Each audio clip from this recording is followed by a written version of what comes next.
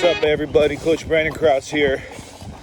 Out on a little run with me and my big guy today. Say what's up, Cannon. And I like this kind of format. It's the way I like talking about running. So running is what I thought we should talk about today. And I want to talk about duration and frequency and, the big question of how much should I run. In the past, I've done a video on, the specific adaptations that happen to your body physiologically. And I'm not going to touch too much on that today. More so, I want to talk about how much time you should be devoting to running or long, steady state cardio. Now, problem with this kind of question is it depends on many, many variables. What kind of shape am I in? How much time do I have to devote to running? How good am I at running? Because there is a big skill component involved in running that a lot of people don't think about, but it's also what's responsible for people turning their back on running because they do too much too soon and they hurt themselves because they have poor technique. Me, nowadays, 39 years old, 2 kids later, I'm about a 20 mile a weeker. I try my best to run every single day, but honestly, with my schedule, with work, with the kids, that's never a possibility. So I'm lucky to get 4 days a week. But when I started out, I was a duration guy, and that's how I think everybody should be.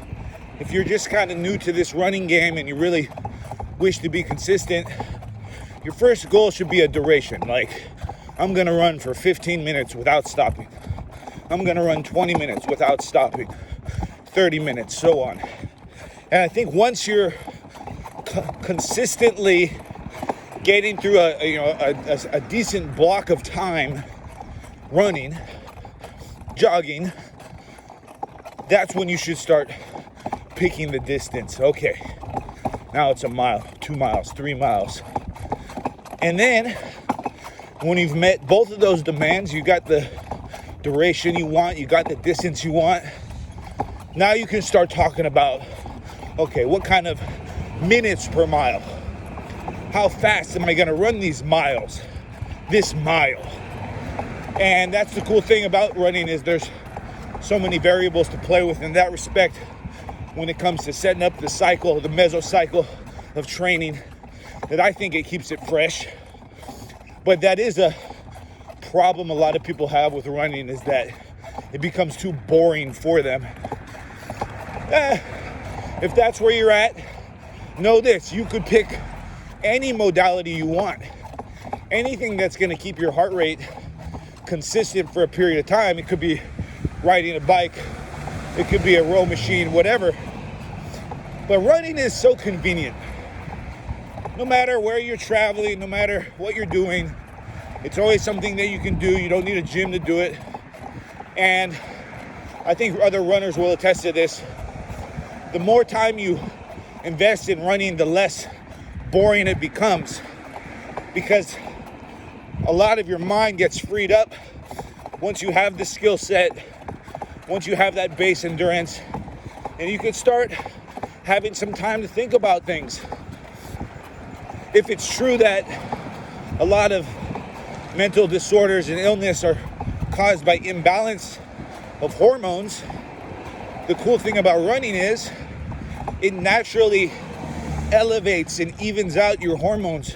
So I find my times running is the best time for me to have some sort of mental discussion, minus any kind of rage or sorrow or whatever.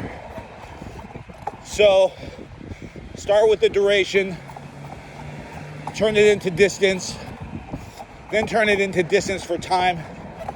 Specifically about my fighting team, they have a range of 15 to 30 miles a week, and they can break that up into whatever individual stanzas they want. Usually we're talking about 4 or 5 milers or something like that.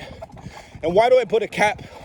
If a little's good, why is it more better? Well, the cap is, there's a point with running And we've all seen how a marathon runner looks, a top one at least. Not quite built for the ring. There's a point at running. In fact, there's a point at anything where you putting in more time and effort in that is only going to take away from your boxing. And you got to remember, like anything else, you are boxers that sometimes run. You're not runners that sometimes box. So don't forget that. So those guys are between 15 and 30 miles a week. And there's a pretty big range of fitness and running ability between all the team members. I mean, anyone watching would say they're elite. But some guys are hitting 20 a week while some guys are hitting that max of 30. And that's a big percentage of a jump. You want to make sure that your body's recovering. You want to make sure that you have enough time in between your next running session where you're not to get out there hurt and just make things more difficult. But another cool thing about running is it's a great way to keep the weight down.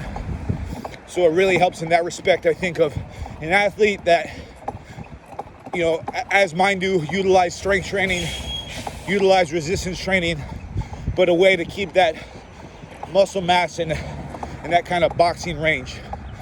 Anyways, just some blabbing while I'm running. It's my way to keep myself occupied. Hope you guys are out there. Stay tuned in and like and subscribe.